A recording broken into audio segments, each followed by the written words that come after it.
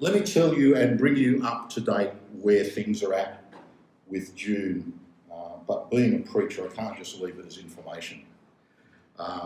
Because I find it, about 8 weeks ago, we started this series called Divine Interruptions. And when I kicked it off the first week, I talked about how, what would it be like if we stopped going, oh no, how inconvenient, and we looked for God's hand in the interruptions of life. And we've been looking at various events in Jesus' ministry where he was interrupted. And what we found out, that's about 80 or 90% of the ministry we have recorded actually happened as he was about to do other things. So it's not a rare event.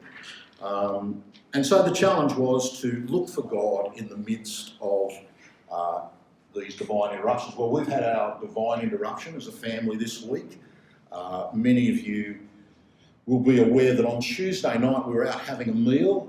When we got up to leave the restaurant, we were there with the rest of the family, June stumbled and I was near her and I caught her, but she lost the ability to stand or to gain her balance on her left leg. And as we turned around and sat her in the chair, her face, her eye had drooped, her mouth had drooped, and she was showing classic signs of a stroke. She'd been having a few different things like double vision through the weeks before. She'd had some numbness. So there were some little warning signs that we were putting down to some pinched nerves in her back. But this was obviously stroke-like symptoms. We called an ambulance and they came, they took her to hospital. By the time the ambulance arrived, all the symptoms had disappeared. She was normal. So when they said, we're taking you to hospital, her response was, oh, really? I'm okay, I'm fine now. She treated it like a stumble, a fall. We'd actually seen what had happened. She couldn't, they asked her on the phone, the ambos or the emergency number said, get her to say this, and she couldn't. Her speech was slurred like that. They said, lift your hands above your head. One came to this height, the other was like that. So there were classic signs that something was obviously wrong. They took her to hospital. They did some tests. They said, well, we think it's, and they gave it some name that they come and go. They came back and said the scan has showed that you've had a stroke. There's a small part of your brain that is showing that it is dead. It's a very small part, and your body compensated almost immediately. That was quite confronting because as June was waiting, she was going, I don't want this to be a stroke. I don't want this to be a stroke. So that was a fear that she had, which wasn't, her hopes weren't to be the case. So they said, what we're going to do is we'll do another test, and they said, we're going to keep you in overnight to run some more tests. So they did the scans. They did, the next day they did tests on her heart, which they said were fine, but they did one on her, the veins going up and feeding the brain, and discovered that there was a really significant clot, a blockage there, plaque. And when I left on Wednesday afternoon, there was talk, we don't know whether we'll operate on this straight away or whether we'll just bring you back in at another stage. Within an hour, they said, it's happening tomorrow. So on Thursday, she was operated on to remove that clot. They bumped other people in order, so some people who were prepared for surgery weren't able to be operated on. They made her a priority. And they removed, I was quite staggered, it looked like the top end of my little finger laying in a jar, which has led me to believe that our carotid artery is about the diameter of a water pipe, because anything smaller would have choked up completely. Everyone's been saying it's amazing that happened. Now, so if I jump to the end, so she spent a day, literally what they do, they cut open the side of her face, they cut open the side of her artery, they scrape it out, and then they stitch it back up. So she's going to have an impressive neck wound. But I heard this morning that Ed had that procedure done. And so we were asking for God that for both of us, we make it into our 90s as well. So kind of a deal we're trying to broker at the moment. So it's a significant operation. They told her that there was a possibility of her having a stroke on the operating table, but they said if we don't operate, it's a very high likelihood that you'll have a stroke and it'll be a fairly big one. So operation's gone really well. She's well. She's in good spirits. There's no evidence of the cause of the effects of the stroke. So there's none of the symptoms. So that's amazing in itself. Let me take you back.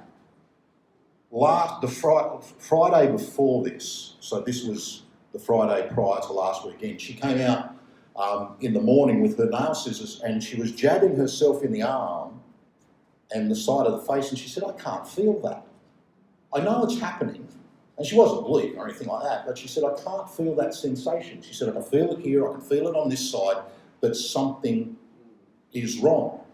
We got coffee, we walked the beach. She then went and got a second coffee with the girls. What they have said is that's when the stroke happened. It was on Friday, and she, again, apart from some numbness, recovered completely.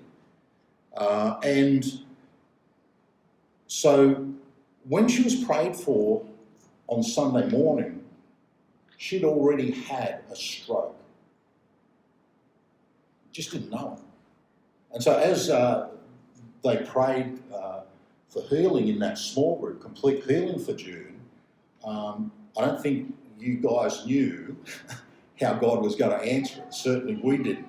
And I knew June had been not well for a few weeks, and I said, when we have prayer, come forward. I want you to get prayer for this.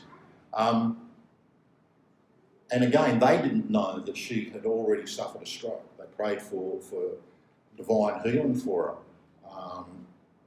I jokingly said as they took June to the hospital, I think we'll sack Mark and Guy from the prayer team if you pray for healing and get sent to hospital as a result.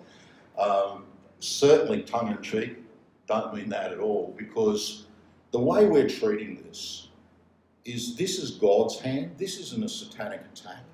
God is in this. June had a life-threatening condition as she was in church last week. And we prayed that God would heal it. And there's some miracle stuff in that. One, the episode that got her into hospital was so quick. If I hadn't seen it, she would have just said, I had another one of those funny turns, and wouldn't have done anything about it. And because I could see it and I could see the extent of what that was, it was immediate action into hospital with a great surgeon, all these things. I was talking about flying it to John Hunter at one stage, and in the end they said even if we'd done that, this surgery would have taken longer to get done down there just because of the workload they're under. So there's a number of miracles. We are so aware and have been about the love and care from this church, but also from much wider as well. People down in Sydney, I know our own church that we planted, Hawkesbury Valley, are praying for June this morning. Lots and lots of prayer. If this had happened 2 years ago, our support networks would have been virtually non-existent here. We were still newcomers to the area with no church home, so to speak of, and our support networks would have been 500 kilometres to the south. So we are so grateful that this happened in this environment of prayer and care and support in ways that only God could have been part of. So I want to glorify, I want to thank you for the incredible support and the excellent meals. Might get June to play it up a little bit so they keep happening. When she comes home, she won't be able to drive for a month, which is quite, just typical of stroke victims. And she's had pretty major surgery. So when people say, is there anything we can do, right at the moment, apart from like the immediacy of what Jim and Mark have done for services, it's probably going to kick in once she gets home, and it might be occasionally helping out with some different stuff. Someone come out and mowed our lawn as well as the church lawns yesterday, which is just, that's been lovely. And I'll work it out as we go. At the moment, we're doing okay. June's in good spirits. I just heard before Tanith, our daughter, went in to see her. She texted her and said, go to McDonald's, bring coffee, hash browns and lemonade with you. So that's a good sign. The other thing is, because of COVID, she's only allowed one visitor a day. So at the moment, most of the time that's me. Today it'll be Tanith, but we understand that many of you would love to go and see Jude, even just for a short period. Please don't, because if you get in before me, they won't let me in.